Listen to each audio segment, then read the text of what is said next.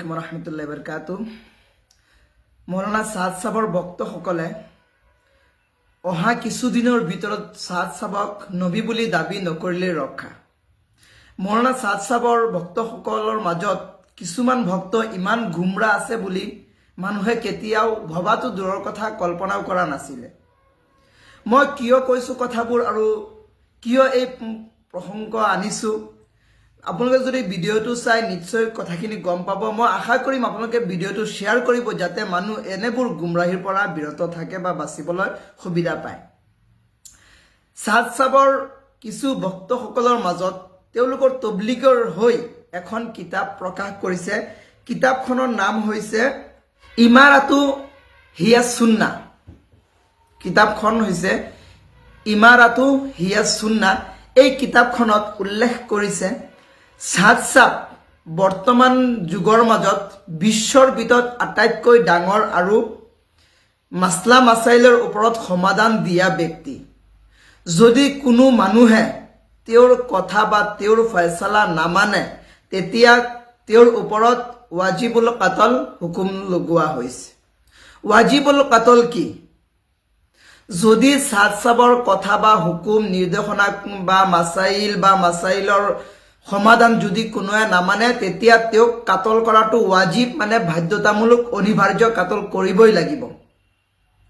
কিমান গুমৰাহী! আল্লাহৰ হুকুমৰ ভিতৰত আটাইতকৈ ডাঙৰ হুকুম হৈছে নামাজ, ফৰজ, আৰু সেই ফৰজ কোনোবাই তৰক কৰিলে ইমান ডাঙৰ হুকুম অহা নাই যে ৱাজিবুল কাতল। কিন্তু এজন সাধাৰণ ব্যক্তি মৌলানা সাদ সাহ তেওঁৰ কথা নামানিলে কোৱা হৈছে ৱাজিবুল কাতল। মই বস্তুখিনি স্ক্ৰীনত দি দিম, আপোনালোকে চাব যে মানুহ কিমান গুমৰা আৰু পথভ্ৰষ্ট হলে এনেকুৱা কথা ক'ব পাৰে। এই কিতাপখন ইতিমধ্যে বেন কৰিব লাগে, বন্ধ কৰিব লাগে, কাৰণ এইবোৰ কথাই আমাৰ সাধাৰণ মানুহক বিভ্ৰান্তিত কৰিব।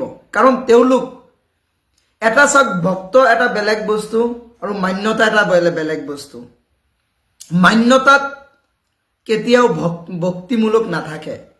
যিসকল ভক্ত হৈ গৈছে তেওঁলোকে সাদ সাহ বা যিকোনো মানুহৰ ভক্ত হলে সকলোবোৰ বস্তু তেওঁৰ সন্মুখত ভালেই লাগিব। আৰু সন্মান দিওঁতা যাক আমি সন্মান কৰো তেওঁৰ ভুলখিনি আমাৰ ভুল লাগিব আৰু শুদ্ধখিনি শুদ্ধই লাগিব। গতিকে মই কম আপোনালোকে সন্মান দিয়ক, ভক্ত নহব, কাৰণ ভক্ত হলে পথভ্ৰষ্ট হব। এই কথাখিনি যে আপোনালোকে উল্লেখ কৰিছে কিতাপখনত যে সাদ সাহৰ কথা নামানিলে, সাদ সাহৰ ফয়ছলা নামানিলে ৱাজিবুল কাতল, মানে কাতল কৰা তেওঁক মানে ৱাজিব হৈ গ'ল। এই কথাখিনি আপোনালোকে কিহৰ ভিত্তিত ক'লে? কিতাপখনত আকৌ কি দিছে যে কিতাপখন কুৰআন, হাদিছ, ইজমা, কিয়াছৰ ভিত্তিত কিতাপখন লিখা হৈছে। কোনখন কুৰআনৰ আয়াত, কোন হাদিছৰ মফহুমত বা কোন ইজমা আৰু কোন কিয়াছৰ ভিত্তিত আপোনালোকে এই কথাখিনি উল্লেখ কৰিব পাৰিছে বা এই কথাখিনি লিখিব পাৰিছে যে সাদ সাহৰ কথা বা ফয়ছলা নামানিলে ৱাজিবুল কাতল কৰা হ'ব? এই কথাখিনি আপোনালোকে ক'ত পাইছে? গতিকে এইবোৰ গুমৰাহী, আৰু যিসকলে কিতাপ লিখিছে আৰু প্ৰকাশ কৰিছে আপোনালোক তওবা কৰক। আপোনালোকে ভিডিঅ'টো শ্বেয়াৰ কৰি দিব যাতে আমাৰ এই সাধাৰণ পাব্লিক উম্মতে মুহাম্মদিয়া যাতে বিভ্ৰান্তিত নপৰে আৰু তেওঁলোক যাতে পথভ্ৰষ্ট নহয়। মই এইটো কাৰণে ভিডিঅ'টো বনাইছো যাতে কৰি এই এটা বিভ্ৰান্তিকৰ সৃষ্টিৰ মাজেদি গৈ যাতে আমাৰ সাধাৰণ পাব্লিক, সাধাৰণ মানুহ যাতে মানে গুমৰা পথভ্ৰষ্ট নহয়।